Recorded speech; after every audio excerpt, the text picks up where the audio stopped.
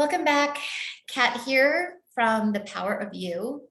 I am talking about using the law of attraction and a modality called Psych-K to consciously create and manifest a psychiatric medication tapering experience where I am completely reaction-free, and it's as if I'm not even tapering anything at all.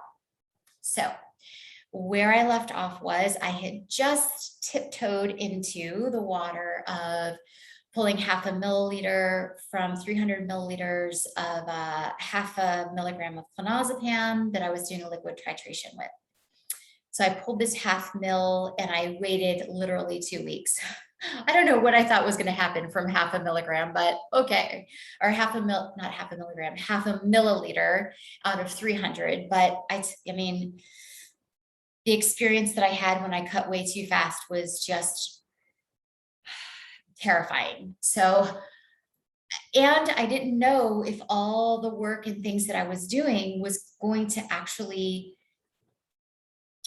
come to fruition, right? I didn't know if I had succeeded in doing what I set out to do. And so I very cautiously, resumed the taper. So waited 2 weeks, and then I pulled 1 milliliter and waited another 2 weeks. And then I pulled another milliliter and waited 1 week. And then I pulled another milliliter and no reactions at this point, nothing, can't even tell I've done anything. Waited, so a week had gone past, and then I cut it to about halfway. So I think I waited 3 or 4 days, and then I pulled another 1 milliliter, nothing. So it got to the point where I just moved it up closer by 1 day until I was actually pulling 1 milliliter every day. And I didn't feel anything. I didn't notice anything until I started pulling 1 milliliter every day. I was probably on my 3rd day, and I started to feel some anxiety and some anxiousness in the morning after I ate my breakfast. And I thought, okay, what was I just thinking about? Because my first initial reaction was, my cuts are catching up to me. And I thought, no, you don't know that. What were you just thinking about? And what I was thinking about was, should I be concerned about pulling 1 milliliter every day, even though I'm not having any reactions? Meaning, am I setting myself up for like all these cuts to catch up to me, and then I'm totally, flat out on my back and incapacitated, or just in a really bad way? And that's what I was thinking. And I thought, I bet that's what's actually causing my anxiety versus the actual cutting of the medication. I did a Psych-K balance with myself, transformed all the stress and tension and the perception of all of that around what I was thinking about. And I was fine. I went on my day. And I had a couple of other incidences like this going forward where my initial reaction was, oh no, I've cut too much too soon. I didn't wait for the cuts to catch up. And it always ended up being something else I was thinking about. It was brought on by something else I was either doing or thinking, or actually more than that, something that got me triggered from past crap, right? Something that was now bubbling up to the surface that I hadn't balanced for yet with my Psych-K facilitation with myself. It was like the next layer, right? The next layer of the onion, or the next, part of the evolutionary process, right? The next upgrade, the next software upgrade. So, most of the time, not once, not a single time did it have anything to do with my tapering. So I got to the point where for about 3 months, I was cutting 1 milliliter a day. And I thought, this is like easy peasy. I don't even know I'm doing this, and I'm not having any challenges at all, period, at all. In fact, at this point, I had received all of the Psych training, and I opened my own practice, and I was already facilitating with others, not those who were tapering medication, but for other challenges. And so I was working as a full-time facilitator pretty much at this point. And so I thought, okay, things are going good. Then the news came out. Well, I didn't get the news first. What happened first was I tried to get my Teva brand clonazepam, and my normal pharmacy, the pharmacy I usually go to, didn't have it. And I thought, what's going on? And then they said, oh, we can still get it, but it'll take a few days to get it in. And so I got it. And at this point, I think my prescriber was prescribing 30 days at a time. I could be wrong. It might have been 90 days. I can't remember. But I just remember I had a hard time getting it. And then they said, oh no, we can order it. And then the next time I got the script filled, they said, we can't get it at all, but we've got another CVS like a couple miles down the road that can fill your script. And yeah, I think it was 30 days because when I went and picked it up, I asked how many more, if they knew how many more tablets they said, and they said, we don't know, or they said, this is about how many we have. And I said, it seems like I'm having a harder time getting this Teva brand of clonazepam. And I said, that's kind of concerning to me. And the pharmacist was like, well, we can always fill clonazepam. It doesn't have to be that brand. And I was, like, I didn't want to rock the boat in any way. Like things were going super, swimmingly, smoothly. Like I don't want to do anything to rock the boat. So I called up my prescriber and I said, the pharmacist told me that they think this Teva brand of clonazepam is not going to be manufactured anymore. And I said, I want to finish my taper with this brand, like if I can. And so she ended up prescribing 90 days of 1 milligram tablets. I'm telling you, she was pretty awesome because, like she knew I was working my way off of it, which to get somebody to prescribe and be cool about it and stuff like that can be really tough. So I recognize how grateful, I was really grateful for that. And I recognize how blessed I was to have that, because I called her and I said, here's the situation. And, I can tell you my last 2 psychiatrist prescribers would have been like, don't worry about it. Just take whatever they give you, but she understood my angst behind that and was willing to prescribe a full milligram of this stuff for 90 days, which was technically 180 days of which part of my manifestation process was picking a date that I would like to be off, but trusting that the universe has its own timing. So setting a goal, set about consciously creating it and manifesting it, but not holding on so tightly to the outcome, right? Because that's going to put resistance. I realized that was going to put resistance on my path, and I didn't want that.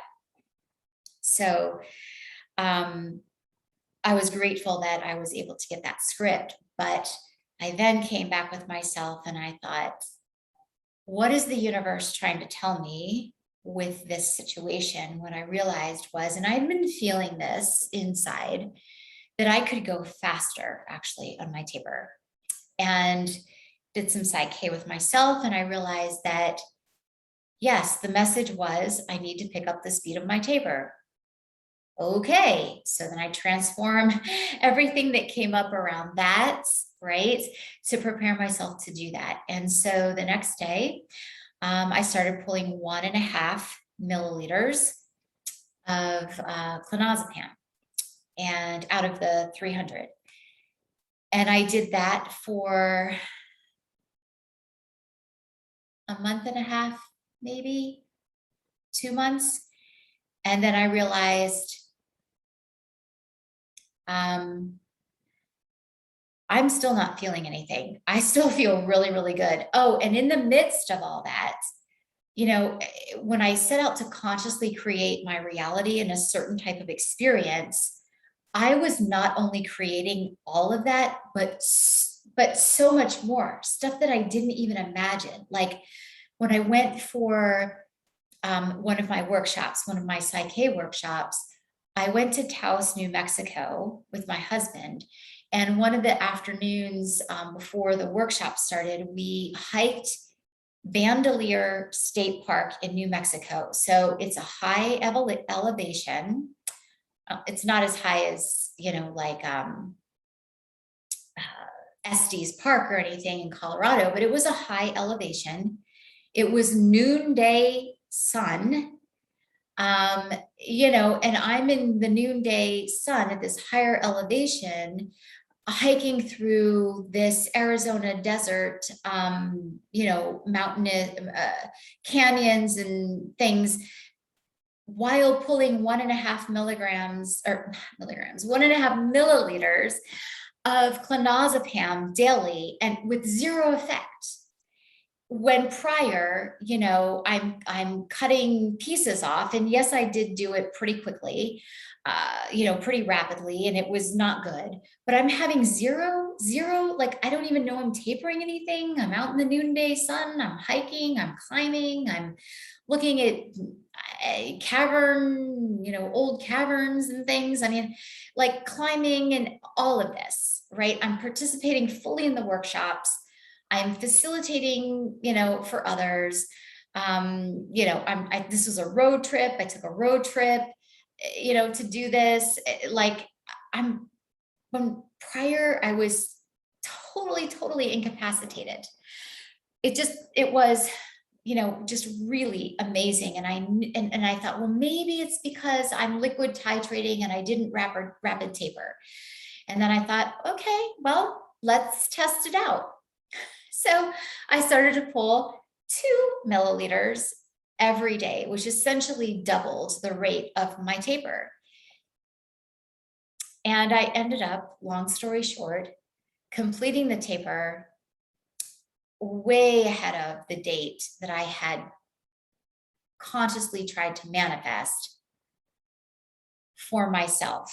And I took the last dose December 1st of 2018, and I started the taper April 26th of 2018, and it was 0.5 milligram. And in the beginning, as I said, I went super slow, right? Like 0.5 milliliter, waited 2 weeks, you know, 1 milliliter, waited 2 weeks. So, I mean, technically I had a lot of time. I had a lot of time to make up for it. Not that that was my agenda. I just went with the flow, used my tools, and just followed the guidance of the universe. So that was my experience. I consciously co-created with the universe the experience I wanted to have, the exact experience as far as my desires, but it ended up being so much more. You know, I got training in a new career. I went hiking, I went out to dinner, I spent time with friends and family, I took trips, I didn't have to hold, I didn't have to hold on anything, I just kept cutting. I mean, you know, I'd go to these hotels and I'd have my, my glass Pyrex dish and my my plastic graduated cylinder and all my syringes, because at this point I'm caught in the middle too of a risperidone taper at some wonky, 1.367 dose or something, right? Because I had held on that. So I've got all this crazy lab, looking like, what am I manufacturing or what am I doing, right? Everywhere I'd go. And so, I'd pick a place and I'd like lay out a towel on a nightstand or something, or in the bathroom, and I'd have, Pyrex things and graduated cylinders and different, syringes to pull out different measuring amounts, and just, and my mason jar that I would dissolve the tablet in, and shake it up. And I mean, it was like I was traveling with a full on laboratory, it looked like. And so there were questions sometimes from hotel staff as to what exactly is going on in my room. But, so, I mean, I was totally living a completely normal life. And, yes, I took 4 months to kind of regroup. With not doing anything too crazy. I did cut the Trileptal a bit, nothing too radical. And, while I was working on consciously getting some momentum into this, creating this new reality for myself, my system was pretty, destabilized until I got to, the Psychiatric process. I rapidly, almost essentially cold turkeyed an antidepressant. I'd rapidly, almost essentially cold turkeyed 0.25 milligrams. I then started in on the, the Saphris, and then I started in on the risperidone. And I mean, so like, I'd already been at this for almost 4 years of not doing things the right way in the beginning. And so, there was a lot of factors pointing to this shouldn't be, like, according probably to most forums and Facebook groups, this should not be my reality, right? Like, I should be totally destabilized and in a total panic and just really freaked out. And it wasn't anything like that. So, my next part of my story is resuming the risperidone taper and what went into that. So I'm on a roll. I'm going to keep shooting videos. I hope I'm not boring you too much. I'm trying to be as succinct as possible. I don't want to get into too much detail, but I want to provide enough detail so that you can kind of follow the story and what's happening and where, like, how kind of all of this went down. And, I'll be doing more videos in the future about the work that I do and how I work with people and that kind of thing, which, if you follow me, will fill in probably a lot more details, which are probably appearing as gaps at this time. This process and the evolution that I went through, and I've been doing this work for 4 years now. And so, there's a lot of details and things that I can't just throw out in one fell swoop. It would just be too disorganized and overwhelming. So gaps will be filled in my future videos when I talk about the work that I do with other folks who decided to taper off their medication. So coming up next, the resuming of the risperidone taper. See you here soon.